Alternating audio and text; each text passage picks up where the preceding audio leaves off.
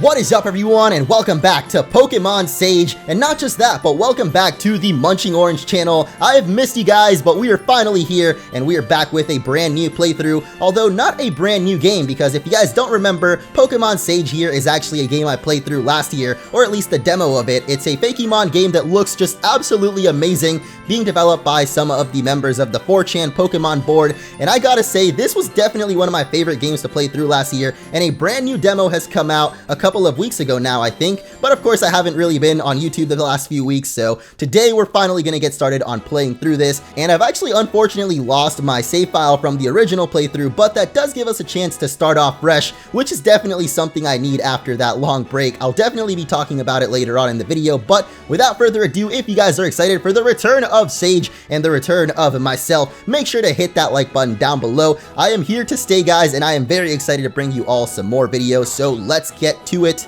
And the first thing we definitely want to do is check out these options. You know, we got to have the nice and large screen size. There we go. And always that text speed on fast. You got to have that in Pokemon. I guess if you want to change the speech frames too, but I think I'm good with whatever we've got on the default here. So let's hit the new game and begin our adventure back in the Urobos region. I think it was what it was called. Welcome to the world of Pokemon. Before we begin, we do not need any info, my man. I actually don't remember this professor's name, but I definitely remember this little Pokemon. Not really its name though, but I'm sure we'll find out soon enough. I used to be quite the trainer back in my day, but I've made it my life's work to research Pokemon. That's why I've come to Urobos to study the history of the native Pokemon and the stories here. My passion for Pokemon research has even led some to call me the Pokemon Prof. Every professor seems to claim this title, but I feel like there can only be one true Pokemon professor, and at least for me, I guess it'll always be Oak. Maybe Birch though, I don't know, Birch was my first Pokemon professor, but Oak will always be the OG, you know? Anyway, I'm definitely going with a boy for this playthrough, and of course our name will be Orangey. Oh, that's the wrong button, but I'm trying to keep it or bring it back to the classics, and I don't know what I'm doing right now, but there we go.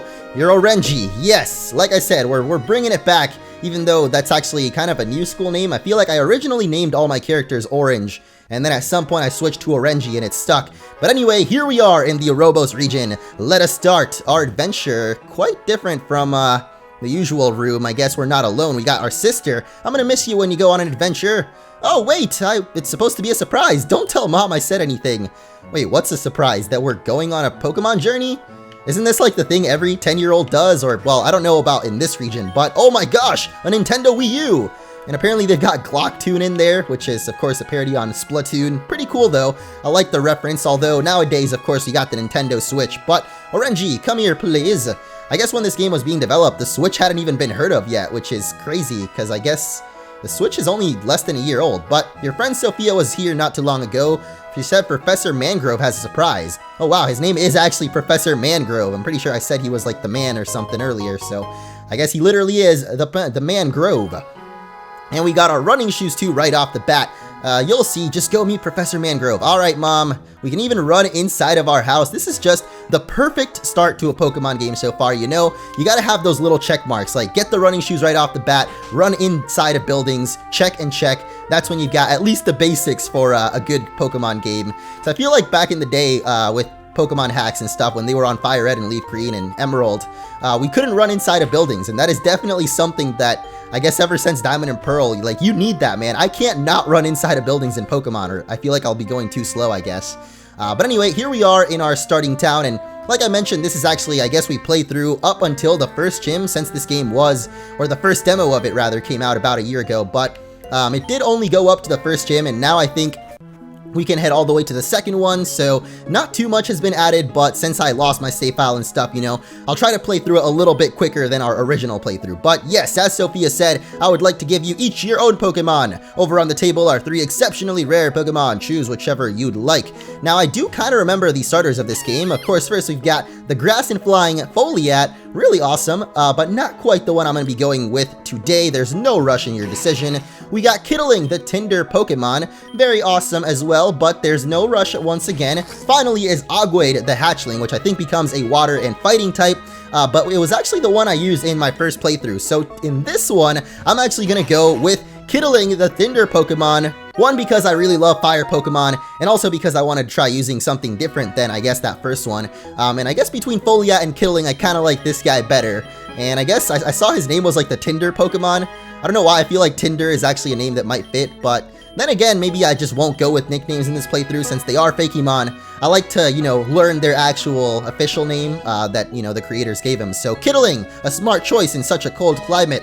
Oh yeah, that's right. So since this is the fire starter, and we know that these first areas, and I think the first gym too, are all ice type, this should be pretty easy. You pick Kittling. Well, I always love dog weight, so that's my choice. Alright, I don't know what our rival's name is. Oh, Sophia. I should have actually known that because they had just said it, but I guess I wasn't really paying attention. But it is time for our first rival battle? Or is it? I don't actually remember in this game. Oh, there's the music, so yeah, it is. You'd better not go easy on me. Alright, I'm loving the music so far though. I gotta say, I can't really remember like the music all that well from the original game. I feel like they definitely had their own custom music though, because like I said, this is definitely one of the most polished fan games that I've ever played, at least. Definitely up there in my top 5 overall, I guess, but maybe that's a video for a different day because there's definitely a lot of really awesome fan game and Pokemon ROM hacks out there. But Kittling, can you take down the Ogwade? I think as long as we keep tackling, we should be able to do it. Probably one more hit. Yeah, okay. Come on, no criticals. All right, we've got this. We did it, guys, even though it's really not that difficult. Our first rival battle has been won. And even though this isn't going to be like a Nuzlocke or anything like that, I'm actually going to try to keep my Pokemon alive, but I'm not going to like only limit myself to catching the first Pokemon or anything. I'm going to have to train hard so I don't fall behind you. Alright, first stop, Quavertown. See you later. Later, Sophia. One more thing. Okay, Professor Mangrove. I was ready to just go on my journey and start telling you guys about what has been going on, but we got some more story here. We got to go to Tremel Town through Route 1. It'd be the best if you stuck to the path, much faster that way. And one more thing. This guy, man, he still has one more thing. You can have one of your Pokemon follow you around if you'd like. Just check the party menu. Oh, dude, I forgot about that. Pokemon can follow us in this game. That is so awesome, man. I always love that when Pokemon can follow us. I guess ever since Heart Gold and Soul Silver, man, people have wanted that to come back in an official Pokemon game, and it still hasn't. I'm kind of sad about it, but hey, Pokemon Ultra Sun and Moon is apparently all or just around the corner. I actually had no idea it was coming out so soon, like literally in 2 months or something. We will already have Ultra Sun and Moon, and that is crazy. There definitely hasn't been as much hype as there was for the first games, but I guess that makes sense because they're, you know, sequels and not really a whole new region. But we got Decapo Town and Tremel and a nice hiker. If your Pokemon gets low, use this. Wow, a free potion. Thank you. I love getting me some free stuff. And now we can finally go and not run into any wild Pokemon yet. Oh, there we go. Our first encounter. And wow, that was really fast. Why do I feel like the battle scene is going super quick right now? Maybe they sped it up for, I don't know, for making training easier or something. This feels like it's going way quicker than it normally does, doesn't it? Like, is it just me, guys? I don't know, but alright, level 6 on Kittling, not bad. I think we actually did manage to see the evolutions of Kittling and Foliat in the previous playthrough that I did. And even though we haven't gotten to see their final evolutions yet, I think the second forms definitely showed potential for what they could be like. I think Kittling here actually became a rock and fire type, which is, I guess, not my favorite. Definitely a little too weak to water type there. But the evolution itself, like the design, looked amazing. So I can't wait to see if we actually get to reach the final level of evolution during this playthrough. Because like I said, it does go up to 2 gyms now. So I don't know what level that'll exactly be, but hopefully around the 30s, and if not, then, you know, I'll definitely grind up our starter or something so that we can at least see that final evolution. But speaking of, we've got Fawning over here, another brand new Pokemon. Not really brand new, I guess, like, because like I said, we have played this before, so I think up until we get past the point of the first gym, I'm going to try to play it a little bit quicker and not necessarily catch all the Pokemon and stuff like I was doing back in the original Pokemon Sage playthrough. But once we get to the new content, I'll definitely try to, I guess, explore every single little nook and cranny. But we have got another hiker over here. We're actually the first one that we're battling because I believe the first guy we battled was just a youngster, and the hiker I'm thinking of just gave us a potion. But either way, I guess this finally gives me a little bit of breathing room to let you guys know what's been going on, and I guess about my unexplained sudden hiatus off YouTube. But really, I guess I have not many excuses other than the fact that I really did just want to take a break for a while, because I guess ever since I started YouTube for like 9 years or something now, I haven't ever really taken like a full-on break off of it. Like, even though I haven't been uploading daily either, like I don't work every single day, I never actually took a whole full vacation where I just said, alright, I'm not gonna think or do anything with YouTube. And I guess it definitely got taxing after a while. Like, I guess you don't think about it because I guess I just live day to day usually, and I just think like, oh, okay, I'll make my video for the day and then do whatever else I do throughout my day, and I guess you don't really think of it as work, but after a while it definitely did start feeling like it, and I don't know, I guess I realized to myself I'd never actually just taken a break off of it. So these last 3 weeks I pretty much tried to turn off my brain off of YouTube and just relax, and I gotta say, it's definitely not me. Like, I feel like I was meant to do this. Like, I missed YouTube and I missed making videos for you guys, and yeah, I think it's about time to get back to work, so I'll definitely be trying to post for you. Well, I don't know about exactly the schedule, we'll have to work that out as we go, but it was definitely nice to take a break, that's all I'm gonna say, but I am ready to get back into it. I definitely missed it, and I guess I just have to work on, like, you know, I guess having more of a schedule and a structure to it. Like, I guess when I used to go back to school and stuff, and I'm sorry I keep saying I guess,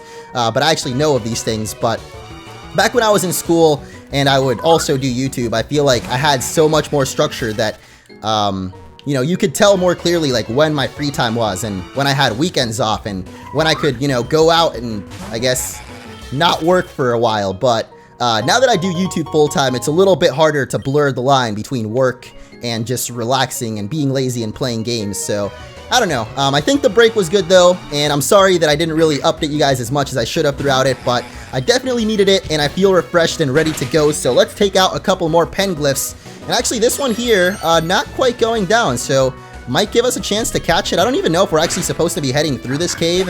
I feel like this was the only way that was like the clearest path to me, so this is probably the right way, but I'm not 100% sure. And I'm also looking for a certain Pokemon in here that unfortunately we're not running into, so I'm just gonna run away from that guy. And yeah, this game definitely feels like it's going faster than normal. Like, it is definitely not just me.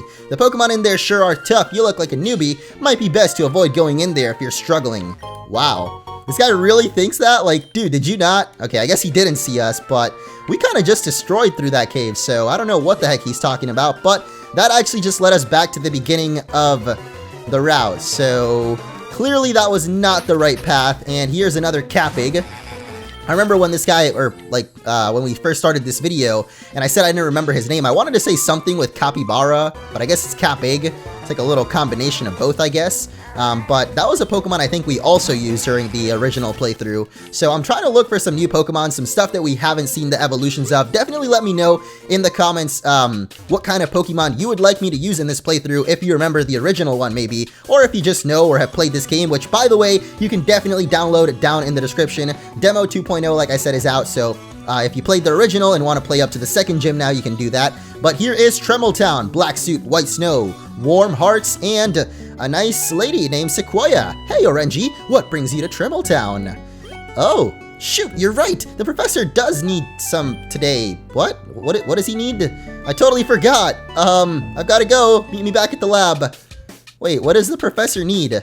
I'm kind of confused, Sequoia, but she's rushing back there, so I guess we'll have to go following after her eventually. But anyway, it's not easy to keep the house clean when you got such a big family. That is definitely something I can relate to. Even though I don't have a family, we kind of have a YouTube house here, and we're pretty much like family, you know. We got like 6 dudes living in here, all doing the same job, even though I guess we haven't really been doing our job lately. We've just kind of been lazy, but well, I guess that's just me. I think I spread the laziness to other people, though. That's definitely a thing.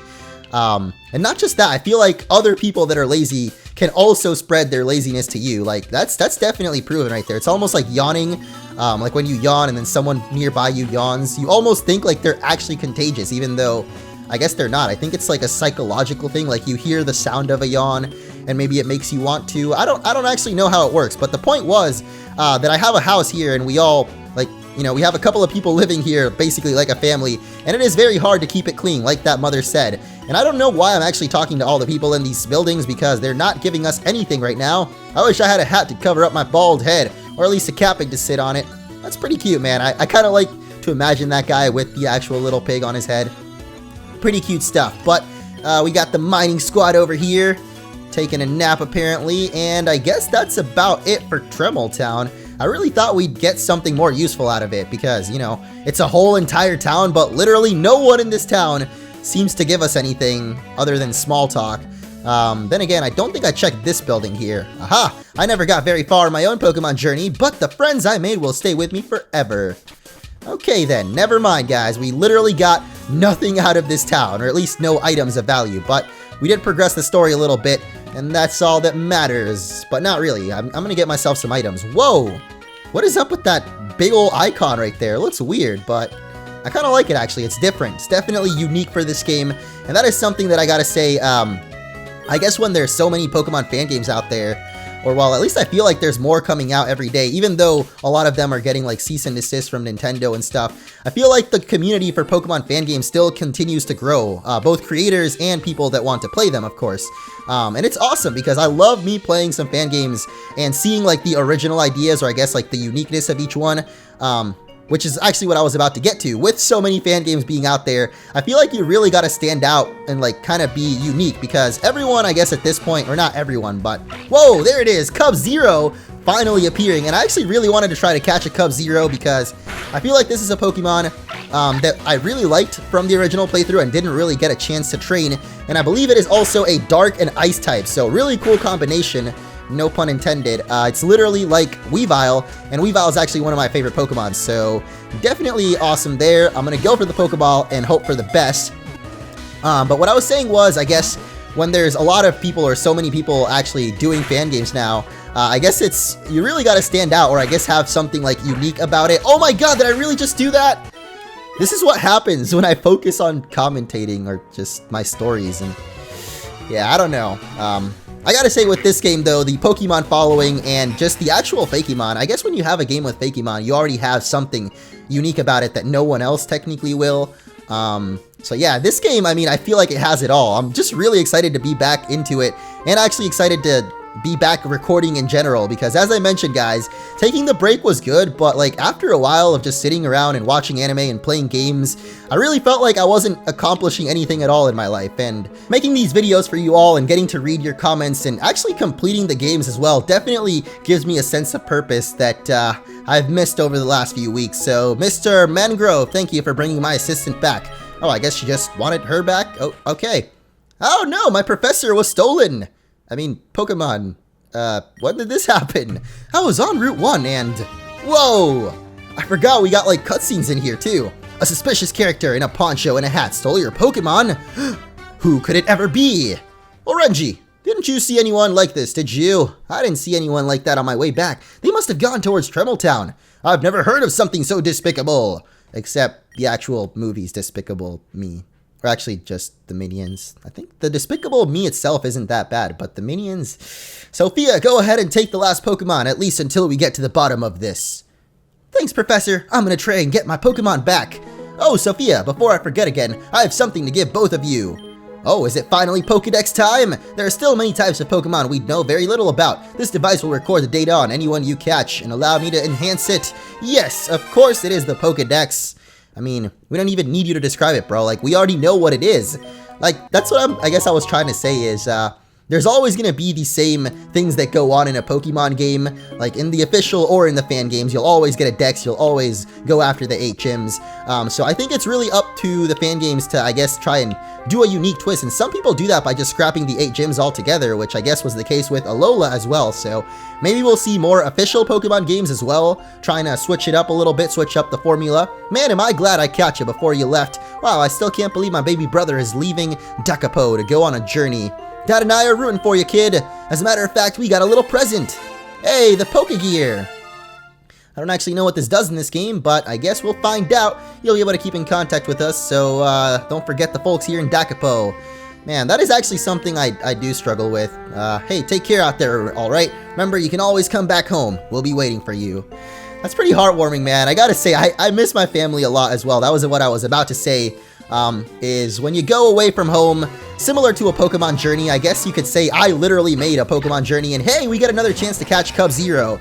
But yeah, I feel like sometimes I literally am living the life of a Pokemon trainer, like, in real life, because, you know, obviously Pokemon don't exist in the real world, but I literally did leave home to try and make a career out of playing Pokemon games. So if you think about it, I guess Poketubers, in my opinion at least, are the closest thing that there could be to real life Pokemon trainers, especially because, like I said, when I was literally 17, Not 10 years old like the Pokemon world, but 17 at least in the States is usually when, oh no, why did I use Tackle again? No! Oh my gosh. Oh, whoa, whoa, yo! Cub Zero is giving us another chance. I guess this little guy actually wants to be a part of our party. Like, I can think of no other reason why it survived there, but hopefully we can catch it. Fingers crossed, and okay, we did it. Thank goodness. Cub Zero has finally been caught. And it is actually a pure ice type, so I don't know if maybe its evolution might be dark ice, but to me it looks like it could be a dark type as well, so we'll find out later on. But there we go, add that in, and I guess now we'll just make a mad dash back to Tremel Town. Probably end off the episode, but just to finish off my little, not really rant or story, I don't even know what to call it now, but yeah, I guess in the States here, you know, most kids, when they're done with high school around 17 or 18, and then they go to college, you know, that's the first time that you ever leave home and you go and live on your own. And I guess that's pretty similar to a Pokemon journey, except you do it at 10 years old for some reason, which I think is a little young, but, you know, apparently they don't think so. Then again, you've got your Pokemon with you and stuff, or protection. I don't know. The Pokemon world is a mysterious place, but here we are back in Tremel Town, and as I mentioned, I think that is actually going to be the end of this episode, so I hope you all enjoyed the return. I'm definitely excited to be back and making some more videos for you guys, and I'm definitely going to try to take this a lot more seriously, because even though, like I said, I feel like I definitely needed that break, I am ready to come back and work hard and post some more videos for you all, because I've missed it, and I know you guys have missed it as well, and I hope you all enjoyed. Thank you again for watching and for sticking through despite my random disappearances over the last year, and I will catch you in the next episode. Peace.